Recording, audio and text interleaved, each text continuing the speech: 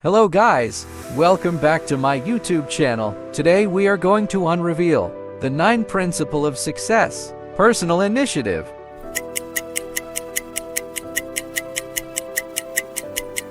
Ford, the founder of Ford Motor Company, was known for his incredible work ethic and dedication to his craft. It is said that Ford never slept more than 3 hours a night for several years. This incredible feat showcased his relentless drive and determination to succeed. Despite the physical toll it may have taken on his body, Ford believed that maximizing his waking hours would lead to increased productivity and success. This personal initiative principle of sacrificing sleep to achieve more can be seen as a reflection of Ford's unwavering commitment to his goals. It demonstrates his willingness to push boundaries and go above and beyond what is expected. Ford's story serves as an inspiration for individuals seeking success through personal initiative.